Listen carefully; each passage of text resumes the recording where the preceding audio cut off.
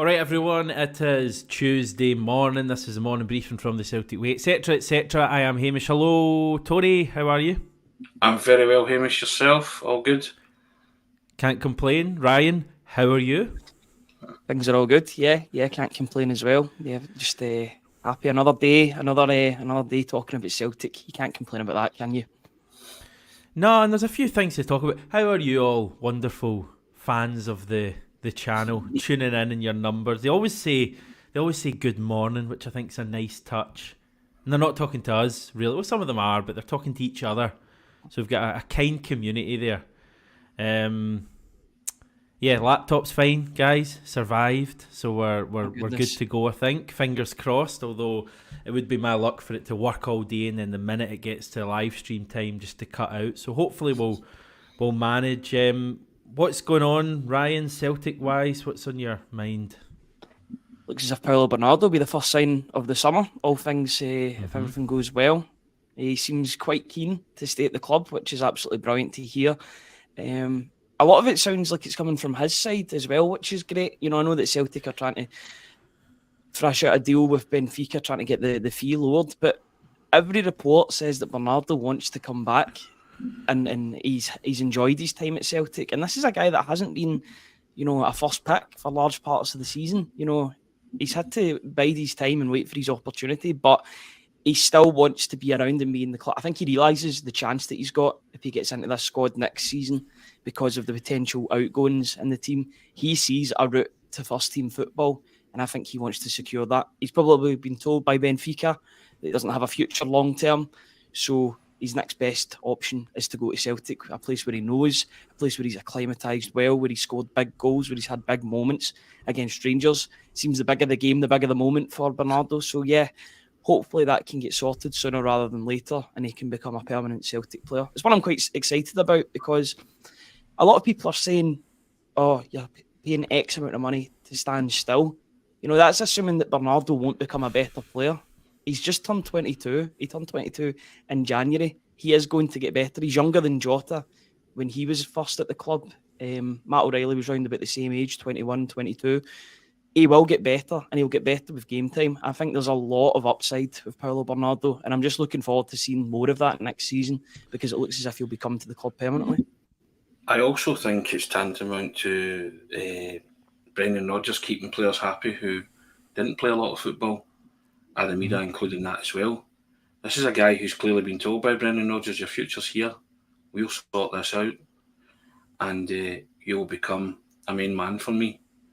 I fully believe that, because you could go back across and just say, I didn't play as much as I would liked, not so much badmouth the club, but you know, just say I enjoyed my time, we'll see what's out there. This guy's saying I want to come back, and I think he wants to come back because he wants to play under this manager who believes can polish up what he thinks is a bit of a rough diamond. And as you alluded to there, and we've spoken about when we speak about Paulo Bernardo, he's come up with big game moments, and you know, against Rangers, and like everything else, you are judged on those kind of games. Can you turn it on in those kind of games? And he has, and you know, the manager really likes him. So I think the player realises that, and I think he wants to come back in a place where he's loved. He got a bit of that hero worship for what he did in the games against Rangers. And as I've said before, it's pretty seductive, that, isn't it? If you're a footballer and you come in and you get that kind of hero worship, and you realise you have to perform. And I think the manager has maybe said and had a quiet word in his ear, said, look, go back, but you'll be coming back, and I'll tell you why you'll be coming back, X, Y, Z. Could be wrong in that, but it seems to me the way he's talking is that those kind of discussions have taken place, Hamish. Yeah.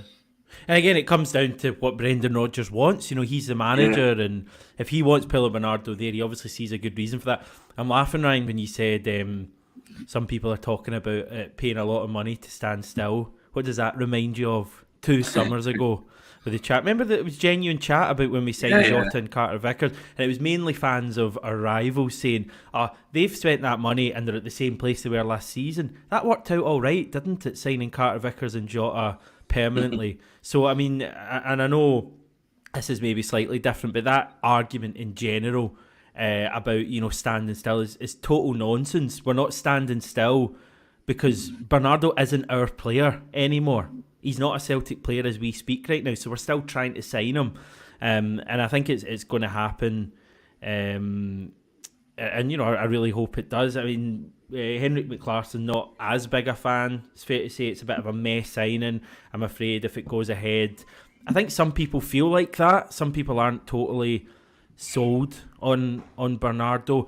And the three of us, we keep saying he gave us those 3 big moments against Rangers. Very easy just to kind of talk about that. What about the rest of his time at the club? What do we think of Paulo Bernardo away from those moments? Good moments, bad moments as well, moments he can be better, Tony? He featured in all of the Champions League games, didn't he? Yeah, so the manager and not the league games around them. Yeah, and the manager trusted him in games of that magnitude, and I think he just wanted to see how he would cope. Because again, I know you live for the moment, but I think Brendan Rodgers had a picture moving forward of what he wants his Celtic team to be in the future. And he was just kind of thinking, okay, this guy can cope. He had a very good game against Atletico Madrid. And I think it's everything else. He had a wee purple patch, didn't he, when he scored his first goal for Celtic against Dundee. Kind of took that into the game against Rangers over Christmas and New Year, and then kind of tailed off a bit. We're not saying the guy's a finished article by any standard, but if any manager can improve him, and he's got lots of potential, he's the under-21s captain for Portugal, isn't he? Scored a couple of goals for them recently and was kind of riding the crest of a wave. Then I think Brendan Rodgers believes he can work the magic on him and get him to the level that both the manager and the player thinks he should be at. And I think as a loan spell goes, I think he did very well in his loan spell, which is why Celtic are pursuing a permanent transfer, because they see enough there to think that it can be worked on and he can be improved as a player. And I think it would be a good bit of business for Celtic if they're trying to get the fee down, which by all accounts that's what the reports are saying. Then I think they'll have done well if they can get Bernardo in a reduced fee. 6.5 million. People might see that as a lot of money, but again, it worked out well when you were talking about the likes of Jota and Cameron Carter-Vickers. Celtic have used the loan option to buy system really, really well. I can't see why it wouldn't work out well in the case for Bernardo as well. I think getting a full pre-season at the club will be a big thing as well. Managers always talk about that. Postecoglou always spoke about that, the importance of a player getting a pre-season. So if we're able to sign him, because he didn't really have a pre-season at all last summer, he wouldn't have been playing football, and we didn't sign him until late August. Let me ask that in another way, Ryan. What do you want to see from Bernardo, assuming we sign him, that we didn't necessarily see last season? Consistency, I think, is the main thing, but I think that'll come with game time too. If he is trusted to be one of the first team players and getting game on game, it doesn't really matter. Maybe if he has a bad performance, he still plays in the next game, rather than Celtic having options on the bench that will then take his place.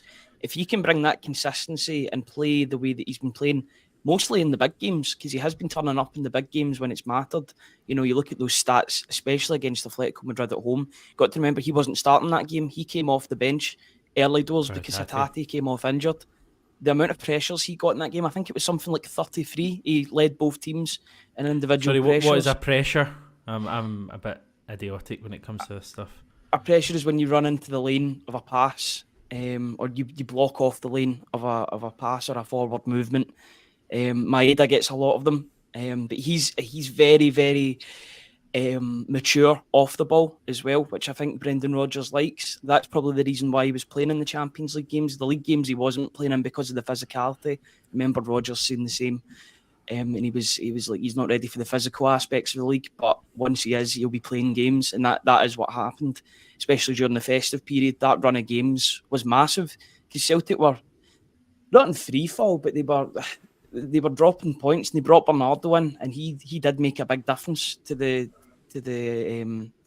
actual standard of the team. And it was climaxed with that goal against Rangers, which was absolutely tremendous. And I think that's just a real preview of what's to come with Bernardo. You type in his name on Twitter. I was looking for past videos last night to put on a tweet, and it's all like thunderbolts of the Portuguese under-21s or a thunderbolt against Rangers. He knows how to strike a ball and he's a goal threat. I just want to see more of him, and I think if Celtic sign him, then I think we should be quite excited about this. I don't think it's a boring signing whatsoever. Getting this sort of guy on a permanent deal can only mean good things, I think, in the future, because I think he's only going to get better. I think he's had that time to adjust to life in Scotland. He's obviously liked it. He likes working under the manager. Got to remember that the manager sees a lot more than we do. We only see 90 minutes on the pitch. He sees it every day in training. Cal McGregor sees it every day in training. He was talking about it. He made it very public that he wants Bernardo to stay at the club. I would take his opinion definitely as a good judge of character. And if the captain wants to work alongside him, then I'm quite happy for Celtic to go and sign him. He's not particularly quick, but I guess you would look at Tom Rogic. I mean, Matt O'Reilly's not particularly quick, and he's done quite well. Aaron Moy is another one. And I'm interested that Joe's brought up, Bernardo can be the replacement of Moy. I know you guys, Ryan in particular, see a lot of similarities between him and O'Reilly. I actually think Bernardo and Aaron Moy have extremely similar playing styles. If you take away the fact that obviously they look quite different, the way they actually play, not particularly quick but quite strong. The kind of goals Bernardo scored this season, you can imagine Aaron Moy scoring them. So, I mean, that could be something there. What do you think about the pace, Tony? Is that a worry?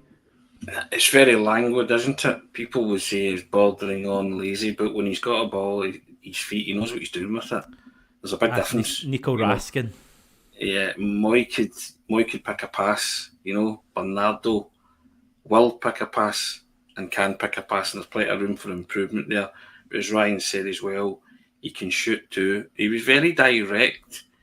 In the last few glimpses you've had of Bernardo, he's been very direct. Yeah. He was very direct at Ibrox, and he fizzed that ball into Adamida, right? Fizzed it in with the right pace. Adamida took 2 touches before he cracked into the back of the net. You know what I mean? One to control and then bang, had to get the shot away quickly. But Bernardo knew that was a really important attack because it would be one of the last ones that Celtic maybe had in the game because the clock was ticking down. But he just provided the right way of passing. It's things like that mark you out as a player. You think, can you do it in those situations? It could have gone down at Hampden. Was it Raskin's challenge? Could have took the foul, for the Hail Mary ball into the box, high ball, and play off the second ball in the last minute. But he decided to stay on his feet, and he thought, and then he saw the channel of space, and he just drove into it and thought, I fancy this, have a crack, and the swerve on it's deceived the goalkeeper. So, good players make up their moments, make up their mind in these kind of moments. They only have a specific time, split second stuff. So there was enough for there to convince me that he's got something in his locker.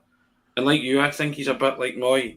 He's got that kind of slow build up to it all, but he's not slow and easily dispossessed. Yeah. He's slow because his brain's ticking over. He's thinking, right, where can I play the killer pass? What can I do that will affect this game? But I think under Brendan Rodgers, who talks about pace and power, he might have to up that level a bit. But I'm sure he's capable of that, and Brendan Rodgers clearly sees he's capable of that. And as I say, he's done enough to convince you that he'll be somebody that can add something to the Celtic team. Not every player is going to come in is going to be a big name or box office, but as Ryan said there, he's had a season to acclimatise. He knows all the players, and the players are speaking highly of him, the manager speaks very highly of him. Then you've got to go with that, haven't you? Because they work with him every day, and if he wants to come back and keep doing that for Celtic, then there has to be a will to get him in the door, because I think he will improve the team. And people that say that he won't improve the team, then again, it's their opinion. That's fine, but you need to watch Bernardo closely and see what he's doing, see what he does provide to the team. And I think you'll find that you'll be shocked by that when you actually kind of see the overall contribution that he can make and has made. And I actually think he was very unlucky not to start more games before the end of the season in place of Hatate, because I think when Hatate came back, he had a right good games against Livingston, or whoever it was, and then his performances dipped from then, and I think he had a decent-ish performance at Ibrox, certainly in the first half, when Celtic kind of bossed that and went 2-0 ahead. But after that, I think Hatate's performances kind of tailed off a bit, and I would have had Bernardo in there in place of Hatate. It's just a personal opinion, but I think he could feel a wee bit hard done by, but proved his worth in the cup final by coming on and making the decisive moment for Adamida. He's going to get far more opportunities for game time in the first half of next season, because we've got 8 European matches. I know they stretch all the way to January, but it's going to be, as you said, Ryan, the other day, we're probably going to go deeper in the League Cup than we did last season. So you're going to have, it's going to be kind of midweek weekend, maybe not every week, but certainly the majority of weeks. And I think Rodgers wants to have the chance to rotate the team a bit more. And Bernardo may strangely end up playing the European matches more than domestic matches, because that was certainly the case last season. Les D pointing out he was quick to step away from the challenge of Raskin. Very true. I did say that after I'd mentioned it. Mahesh saying Bernardo's tactical weakness is a lack of passing through the lines.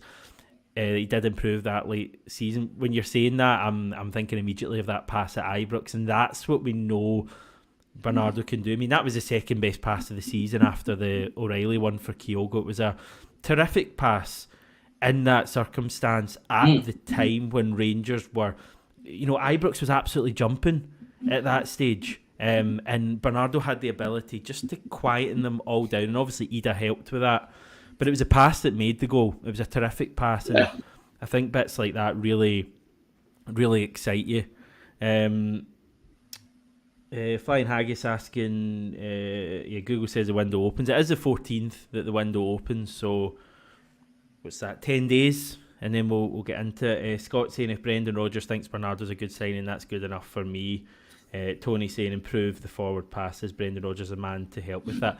Rodgers loves a kind of the ability to improve someone, so I think he sees real potential there. Anything else happening, Ryan, or is there anything else you want to say about Bernardo? Just on Bernardo, I don't think he's necessarily going to be Matt O'Reilly's replacement. I think there'll be somebody else as well. I think it's handy to get someone like Bernardo into the club. I think you're quite right with the point that you're making about European football. I wouldn't be surprised if he plays all 8 European games. He's that sort of player that would be assigned that role because he's so good off the ball, and he's got a good engine. He's clearly a very fit player, so he can do that for 60, 70 minutes, if not the full 90. Yeah, I'm happy with this. If it does go through, I think we've only scratched the surface on what Bernardo can be.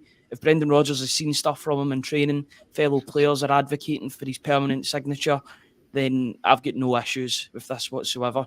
It's like bringing in a new player, but without the, as I always say, without the acclimatisation. He doesn't need to do that. You're bringing in a new signing, but he already knows the place that he's been. So I think that's the best of both worlds. You're freshening up the squad by bringing in somebody permanently who wants to be at the club, and but he's already been there the season before. So I think it ticks a lot of boxes. I'm quite excited to see him back in the green and white hoops, and I hope that he can have a good pre-season and really hit the ground running, because I just think there's a player there. There's a player waiting to break out. And this season, especially if he's comfortable and he knows where his future is long term at Celtic, next season could very easily be the breakout for him, and I hope that is the case, because by all accounts he seems like a really, really good professional, a good person off the park as well. So he's one of those players that you root for and you want to see do well for the club. If he signs, he'll get everybody's backing, I'm sure. I think it's also important that whoever we bring in, they are not replacements for. They're not the new Matt O'Reilly, if Matt O'Reilly decides to go, or the new Hatate, or the new Kyogo, or the new whoever. They are a person in their own right. They're a signing in their own right. So we have to be careful not to pigeonhole these guys and stereotype them and say they've got to do this. You know, they've been brought in. Players will be brought in for a reason by the manager who clearly fancies them and they can make a difference to Celtic. So I find that hard, and I don't quite understand it when people say, he's the new Matt O'Reilly, he's the new this, he's the new that. Comparisons are fine. I get that. I get that because people do that by nature, but they're not the new whoever, insert name, they're a player within their own right, and they're coming to the club to perform of their best and hopefully contribute to more success. So I just I wanted to make that point. They're not, as I say, I'd love Matt O'Reilly to stay, but fine well if he leaves and then Celtic sign midfielders are going to be labelled the new Matt O'Reilly. They're not the new Matt O'Reilly. They're that person, as I say, insert name. So it just it's a wee bugbear of mine, Hamish. I don't like that. So I just thought I'd get that off my chest. You know what I mean? So, fair enough. We've been warned, Ryan. No new chat ahead of the new season. It'll just be like having Matt O'Reilly still at the club if Bernardo signs, because, and I'll actually be a bit of a I don't know, it'll be a constant reminder of Matt O'Reilly, because the two of them when they're playing on the park, they look exactly the same from where I'm sitting, even wear the same boots sometimes. I remember a photo from the cup final where the two of them looked the exact same next to each other. I remember saying that at Dundee. Remember, Ryan, in the Boxing Day game? Yes, I do, yeah. And I was getting both of them confused because they did look similar, they had similar styles. But yeah, listen, I get all that comparisons are always going to be made, aren't they? But yeah, I'm quite excited at the thought of Bernardo coming in, I have to say. So I hope that happens. I think we all hope that happens, don't we? Yeah, right, let's move the chat on a little bit. We've been linked with Alvin Sanchez, who's a midfielder, plays for Lausanne Sport. They're a Swiss team, if you didn't know. He's 21 years old. Apparently he's had a breakout season. What else do I know? Said to have a £4.3 million asking price. Stoke City, Coventry City said to be in for him as well. Some other teams. I've seen some people saying that he could be like a backup option if we weren't to sign Bernardo. So if we do sign Bernardo, Sanchez might not be someone we're hearing about. But I think it shows, that was the other thing, Celtic have apparently scouted him at various points last season. So it seems like we're certainly aware of Sanchez. I won't ask either if you know much about him, but seems to be quite highly rated, Ryan, in terms of Swiss football, and as I say, 21 years old. Yeah, through a couple of the emails of correspondence with his agent, he definitely is a very popular player at the moment. His agent actually got back to Tony and I last night and was talking and saying that there was a number of clubs interested in Sanchez's signature. So hedging his bets ever so slightly in terms of probably getting the best move for his client, saying that he was one of the best Swiss youngsters in recent times, which is fine. I want an agent to be doing that. I want them to be promoting the player. That's their job at the end of the day. But I think Celtic are one of a number of clubs that are interested. But you name those ones: Coventry, Stoke. Celtic want the player, they'll get the player because they'll match what these clubs can offer, and then some. The fact that there's the Champions League as well, I don't think that's being arrogant or big-headed. It's just a different move altogether. Celtic were sending Sead Haksabanovic off to Stoke City. So if they want a player, they should be able to put Stoke and the likes to that signature for the player. It's definitely there's a lot of midfield. It seems as if there's just as many midfielders getting linked with the club as well recently as there is. Well, maybe not to the same standard or the same volume as goalkeepers, but it's almost as if everybody knows that Matt O'Reilly and potentially Rio Hatate are leaving the club, and now there's a lot of links to the midfield. But he's the right profile. 21 years old. Swiss under 21 international. The Swiss League is definitely a place that I want Celtic to be looking at, because there's definitely talent there. I remember there was links with Jashari last season, as well as Fabian Rieder? The two of them are getting linked quite heavily last season. So there's definitely talent there to be spotted. I think they'll have loads and loads of these targets, and I think this won't be the last name that you hear about in terms of midfielders. It might all get cut off if Bernardo signs, but I would want Celtic to sign at least 2 midfielders this summer, maybe even more if more players leave. I think the subtext to that was that Celtic were definitely interested. They were one of a number of clubs. And as Ryan says, it just depends what the agent wants for his client, doesn't it? Is he chasing money? in which case he might try and get that move to England, or is he chasing a profile where the boy can showcase his talent? And there's no better showcase your talent than in the Champions League. And if he believes this boy's one of the hottest properties in Swiss football, then he would conjecture that he would think he could get a game for Celtic, wouldn't he? Regardless of his young, tender age. Now, if Celtic are doing their due diligence, and that's what you want Celtic to do, and have been scouting him and they like him and the manager wants him, then yeah, you're going to have to make Celtic. But Celtic are an attractive proposition, but again, lots of foreign players see England as the be-all and end-all, don't they? Either the Premier League or certainly the Championship in order to make their way into the Premier League. So, but I think the new Champions League format sometimes skews it in Celtic's favour. You're playing 8 games stroke 10 in that competition. That's the pinnacle for most players at club football level, isn't it? Playing in the Champions League. And again, you can base it on your selling pitch on that. A couple of good years playing at that level and playing in that competition, then it's inevitable people will be interested in you. You cite the likes of Matt O'Reilly, you cite other players who've gone and you use that familiar route in terms of Celtic as the hop, skip and jump to the English Premier League. So I think there's a lot that you can do, that you can make it an enticing proposition. But as Ryan said there, the agent's just been honest, isn't he? Which I quite like. That'll never catch on, will it? But he's letting you know in no uncertain terms, Celtic are amongst other clubs, but he's just waiting to see, and we're waiting to weighing everything up to see what the best option is for my client. Completely understand that, but you might find that Celtic will be in his top 2 or 3 options come the end of the summer. You hope it would be in the top 1, but again, it's up to the player, isn't it? But I'm quite delighted to be linked with, Swiss League team's best player. That these are the kind of markets that Celtic have to cherry pick in, aren't they? And you can be ferociously competitive with other teams who are maybe in for him as well. Yeah.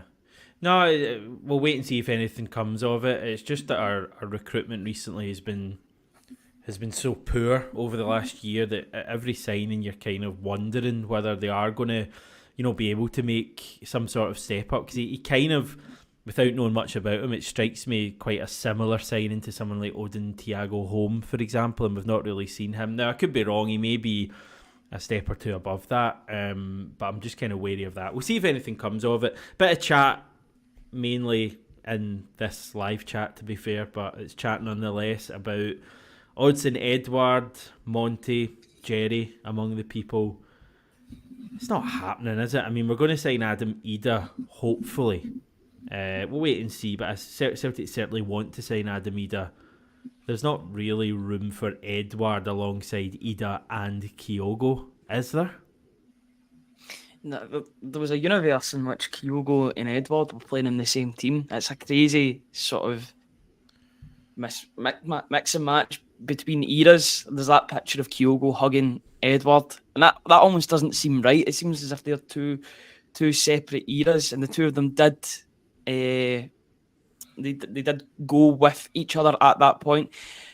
It's not really worked out for him for whatever reason at Crystal Palace. Crystal Palace are a team that are on the up. I think they'll be looking to sign another striker in the summer. Yeah. Although Mateta has done really well under Glasner.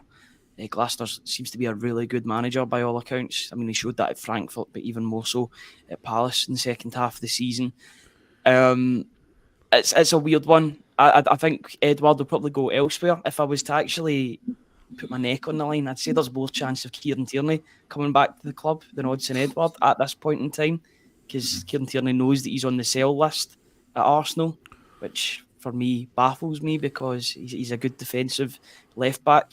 I think he's a better player than Zinchenko as well, and up there with Tomiyasu. So that one's a confusing one. So if there was ever a former player to come back and fulfill a spot, for me it would be Kieran Tierney. But his wages would be a concern, and it would be a stumbling block potentially. But you know where his heart lies, and you know that he probably does want to play at Celtic before his career ends. But in terms of Edouard, if there was an opportunity to bring him back, then I'd be all for it. I think he tested the waters a bit by going up to the Player of the Year award. So the reception was good from the player. I think there's a lot of misconceptions that go along with Edouard about him down in tools in the 10 season. He was a top goal scorer. He got over 20 goals. I think history will be kind to him whether or not he comes back to the club or not. But if there is a chance to bring him back and it is a feasible route, then I'd be all for it. We all know how good Edouard can be, especially under Brendan Rodgers. But yeah, I think it's just rumours at this stage. If there's anything more, then we'll definitely talk about it. And we'll probably start to get more excited about it. But at this point in time, I think it's just rumours. Can't see it, Tony. No, but again, he played some stellar stuff under Brendan Rodgers, didn't he? And, as I say, we were kind of predicting what would happen with Adam Ida, and as per usual, the players gone back to Norwich digging their heels in, saying they want to have a look at him, he's not for sale. I said, you'll find that Adam Ida wants to come back to Celtic like Bernardo. Norwich will be trying to get the best dollar that they can for him. That's their prerogative. And Adam Ida would probably end up signing for Celtic. So it's kind of playing out the way I think it will play out. But I think maybe it'd be wise to kind of scout some alternatives, and I guess Edouard falls into that alternative category, doesn't he? But it's not something that Celtic would be actively pursuing just now until the window is completely, or door is completely shut on Adam Ida coming back. I think Adam Ida is the one that Brendan Rodgers wants. He sees that as the future moving forward for Celtic, and as I say, I just think that's the way that will play out, because I think the player will be happy to come to Celtic. It's all right saying a new manager wants to have a look at him. Of course he does, but I think the player's heart now lies at Celtic, and he will kind of dig his heels in and try and get a move to Celtic, because again, I think conversations will have been had with Rodgers the same way they've had with Bernardo. Go back down, jump through their hoops for the time being, but we want you, and it's just a question of timing. And from the 14th of June onwards, then you might see some movement on that. Just for the sake of a debate, very quick debate, if you had the option of Ida or Edouard to sign this summer, who would you sign? I'd sign Adam Ida. I'd sign Edouard. Both. Oh, no, I'd sign Edouard. Edouard's a better player than Ida. Let's be honest. I think more people are going to say Ida here in the chat. I think it's very tight. In terms of, I agree. I think at the moment Edouard's a better player, but Ida has that real potential, and he's kind of we'd be signing him in an up, whereas Edouard kind of would be coming in maybe in a bit of a down at Crystal Palace. So interesting debate though. Ida, Dembele has been added in. Edouard, Ida, every day and twice on a Sunday, says Gordon. If you're offering me Dembele, I would take Dembele in a heartbeat. But I've not kept in tabs with Dembele's career or fortune since he's left Celtic, if he's pulling up daisies or not. But if you could guarantee me the Dembele that played for Celtic under Rodgers first time round, I'd take him in a heartbeat, yeah. But time moves on, doesn't it? And what is it to say? I don't think he's the same. I don't think he's the same player as what he was at the start. Never go back, as they say. So I would say that premise on Edouard, and I loved Edouard when he was at Celtic, but I just think Ida's the future, and I think he's young and somebody who can become something pretty special, a bit like Edouard and Dembele did before they left Celtic to go to pastures new. Bosun Lawal has been called up to the Senior Republic of Ireland squad. We've quite a few players in that squad. Liam Scales, Adam Ida. Oh, sorry. Adam Ida is not a Celtic player as we speak. Apologies, any Norwich fans. So we've just got Liam Scales and Mikey Johnson, actually, but Bosun Lawal joining them.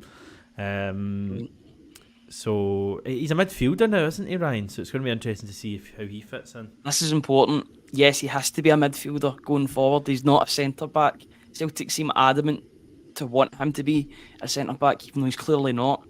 He can glide past players, as is shown in the Fleetwood highlights clips. He's arguably Fleetwood's best player last season. They can't speak highly enough of him, despite I think they got relegated, didn't they? Yeah, they did. He was their best player. I want to get a proper look at him in the summer, but I want to get a proper look at him in that defensive midfield role, not at centre back. Let's not try and accommodate Celtic here. Let's accommodate the player and see what he can do in his favoured position. That was where Celtic signed him at the end of the day, from the Watford Academy. He was Watford's best academy player. What was it, 2-3 years ago, when he was playing in that defensive midfield role, and there was a bit of excitement about him coming through. I have watched him a couple of times at centre back, and he has looked good in some games, but in other games I think he loses his concentration. I think he'd be better as a defensive midfielder who looks to pass the ball forward. That's one of the things. He would give the ball away because he's trying to be too creative with the ball. That's a midfielder. If he's got the right profile to be a defensive midfielder, could be that long-term destroyer that Celtic have been looking for. I know he's only 21, but now is the time if he's going to make that jump into the first team. And I'd love to see him break in.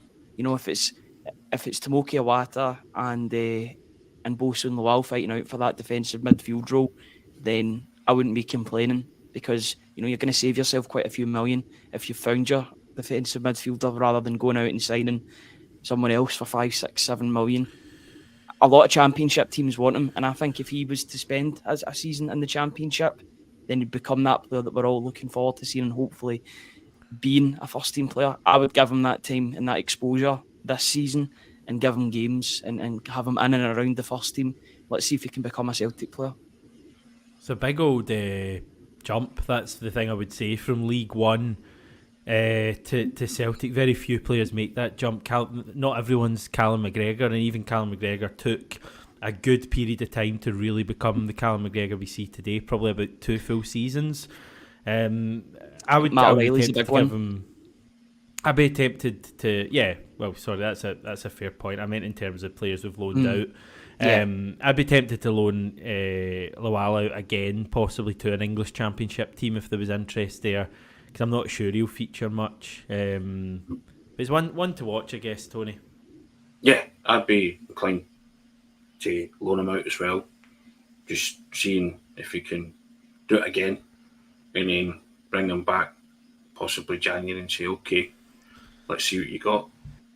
You know, if he does well at a higher standard English club, yeah, I'm all in favour of that. Or even loan him out to Scottish Premiership club, see if he can cope.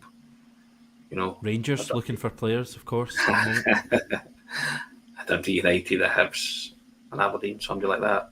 See how well he does. I just think with the amount of games that Celtic will play next season, they might need to keep some of these players around just in case, especially if they need to. If they need to buy players in other positions, it might be handy having someone like Lawal in there to maybe play some of the lesser league games and get more used to his surroundings as a first team. Have you not got a Wata for that? You could do, but maybe Iwata sees his future elsewhere as well. He might want to play more game time. He might want more game time somewhere else. I'm sure he could move to a different league. Maybe not even go back to Japan. Maybe go to a different European league and play games there. All depends. If Cal McGregor's playing as the number 6, then your game time is going to be limited, regardless if you're Iwata or if you're Bosun Lawal. But if McGregor moves further forward, which could be the case next season, you could switch it about. And McGregor moves further forward, then there might be a chance for some game time for these players. But it's all about who they sign in the summer. For me, there are no lesser league games, Ryan. I think every one of them is important, so you need to just sort of say, I know what you mean, but you know, home games against the likes of St Johnstone, etc. You know, those games that these players can play in those games. But home games against St Johnstone were the first ones to trip you up this season. Yeah, absolutely. I just think rotation is going to be so key next season, and I think having a young player like him that's desperate to get in to the first team and make his impact. You know, he's done his time out on loan. I just wonder if he wouldn't go out on loan again. This is now the time for him to break into the first team. He's got good reports. I just want to see more of him at Celtic. Yeah.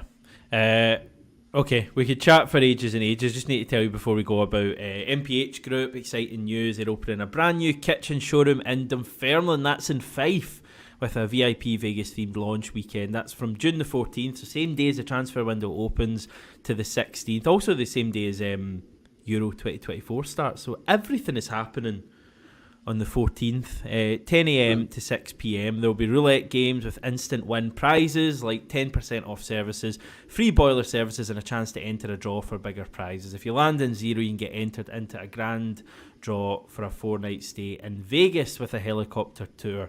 So RSVP now at www.launch.mph.group. Right, guys, appreciate your time once again. I've got a couple of days off now. I don't think you're around either tomorrow, Tony. So Ryan will be on himself. No, we're gonna. You'll find someone to come. You did a solo stream once, didn't you? I did. Yeah, I did it actually a couple of times. I did it after Smurn game, didn't you? And also did it after the Livingston Cup game. So I have done that before. It's a difficult task and it's very comments orientated, but I can do that. But I will be delving into my contacts book and getting some last minute subs in for tomorrow. So I won't be by myself tomorrow. I'm sure of that. That fella's agent, is that who you're getting on tomorrow? Yeah, absolutely. Fabulous. Look forward to it. I shall speak to you on Friday, Tony. Yeah, you'll be on Celtic part-time, as they say, Hamish, won't you? Yes, I will be. Exciting stuff.